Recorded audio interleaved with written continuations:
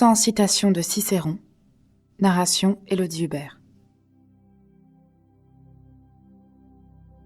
C'est dans l'adversité que se révèlent les vrais amis. La philosophie n'est rien d'autre que l'amour de la sagesse. S'il ne se passe rien, écris pour le dire. Qui n'empêche pas le mal, le favorise. Il y a un art de savoir et un art d'enseigner.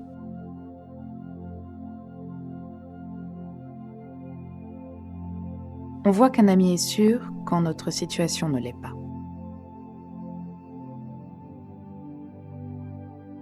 La pensée est libre.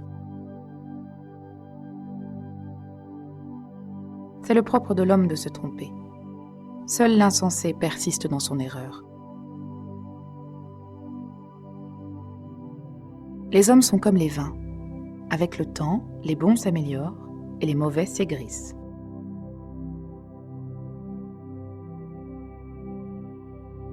La vieillesse est noble lorsqu'elle se défend elle-même, garde ses droits, ne se vend à personne et jusqu'au dernier souffle domine sur les siens.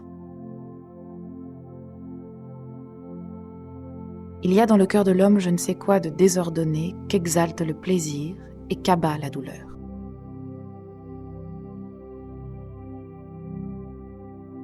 Nous sommes esclaves des lois pour pouvoir être libres.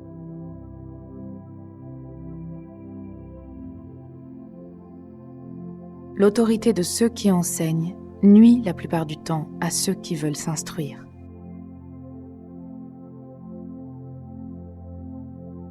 L'histoire est le témoin des temps, la lumière de la vérité, la vie de la mémoire, l'institutrice de la vie, la messagère de l'Antiquité.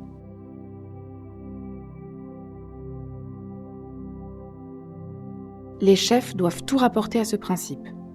Ceux qu'ils gouvernent doivent être aussi heureux que possible. L'amitié donne son lustre à la prospérité et soulage en partageant les fardeaux de l'adversité. Vis comme un homme brave. Et si la fortune t'est contraire, affronte-la avec un cœur empli de courage. Misérable est la vie de ceux qui aiment mieux être craints qu'être aimés. Celui qui a l'habitude du mensonge a aussi celle du parjure. Plus on est honnête homme, plus on a de peine à soupçonner les autres de ne l'être pas. Pour moi, c'est ravir au monde le soleil que doter de la vie l'amitié. La sagesse est la connaissance des choses divines et des choses humaines. Ne rien convoiter, c'est épargner. Ne rien acheter, c'est s'enrichir. On ne saurait stigmatiser par trop d'expressions le vice de ces hommes souples et trompeurs, toujours prêts à parler comme vous le voulez, non comme la vérité l'exige. Ignorer les événements qui se sont passés avant votre naissance, c'est rester toujours enfant. La mélancolie est le partage de tous les hommes de génie. Tous, nous sommes portés par un penchant irrésistible à désirer connaître la science, en laquelle nous estimons qu'exceller est une belle chose. Car si le visage est le miroir de l'âme, les yeux en sont les interprètes. En doutant, on atteint la vérité. Avec les gens, il est préférable de construire des ponts plutôt que des clôtures. L'ami certain se reconnaît dans les fortunes incertaines. La délivrance ne s'obtient que par la connaissance. Elle seule brise les liens de l'esprit. Elle seule conduit à la béatitude. La patrie se trouve partout où l'on est bien. L'honneur nourrit les arts. Le peu, le très peu que l'on peut faire, il faut le faire quand même. Le temps s'écoule selon nos pensées. L'espace se mesure à nos dispositions.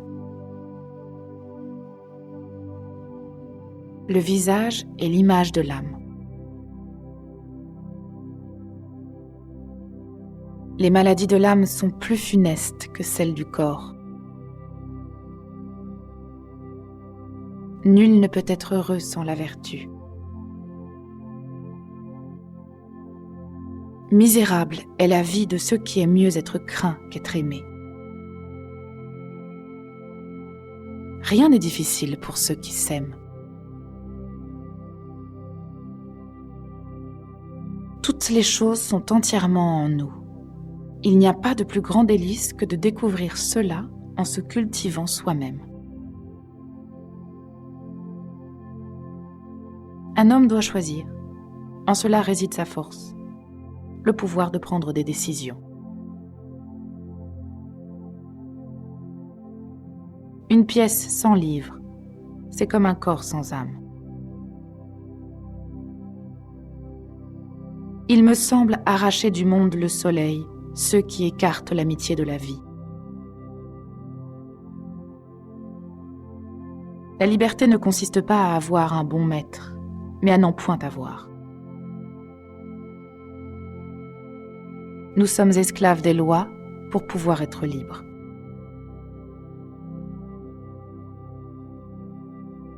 Dans nos mœurs, un beau-père ne se baigne point avec son gendre, ni un père avec son fils, dès qu'il est sorti de l'enfance. On ne saurait assez se conformer à ces règles de pudeur, surtout lorsque c'est la nature qui les a faites. La volupté, qui est honteuse à tous les âges, est une turpitude pour la vieillesse. N'écoutons pas ceux qui veulent donner à la vertu la dureté du fer. Dans bien des circonstances, dans l'amitié surtout, elle est tendre, elle s'affecte aisément. Le bonheur d'un ami doit dilater votre cœur. Ces mots doivent le resserrer. L'amitié nous est donnée par la nature, non pour favoriser le vice, mais pour aider la vertu. Les êtres ne tendent pas naturellement au plaisir, mais à la conservation de l'être. Ceux qui savent raisonner ne s'attachent pas à ce qu'on dit. Ils examinent ce qu'on doit dire.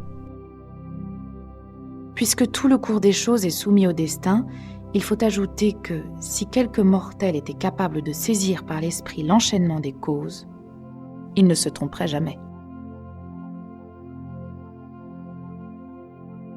Il en est des hommes comme des vins. L'âge n'aigrit jamais les bons.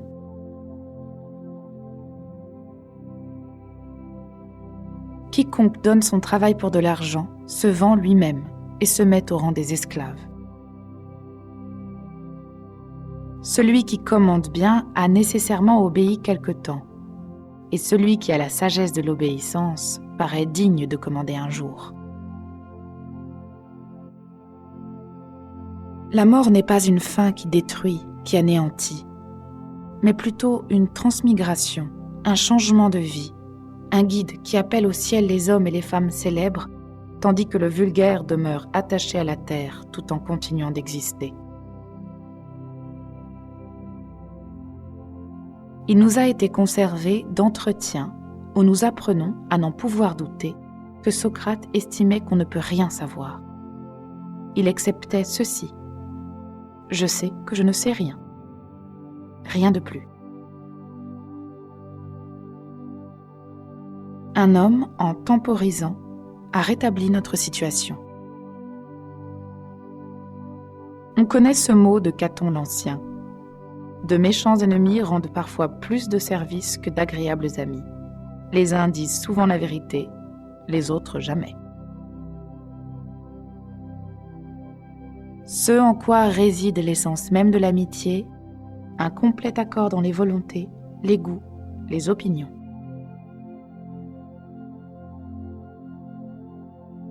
Ce qu'il n'est pas honteux de faire, pourvu que ce soit en secret, il est obscène de le dire.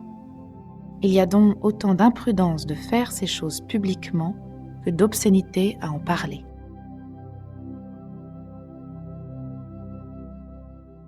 C'est une démence. Nous espérons que vous avez apprécié cet aperçu. Pour continuer à écouter ce livre audio sur Google Play Livres, utilisez le lien dans la description de la vidéo.